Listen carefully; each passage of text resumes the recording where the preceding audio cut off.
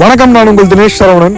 ராணிப்பேட்டை மாவட்டம் சோளிங்கர் நரசிம்மர் கோயில் பகுதியில் இருக்கோம். இந்த சோளிங்கர் கோயில் ஒட்டியுள்ள மலைகளில் வந்து விதைப்பந்து தூவலான்னு சொல்லிட்டு அறநிலைத்துறையோடு சேர்ந்து 10,000 விதைப்பந்துகளை இன்னைக்கு தூவிருக்கோம்.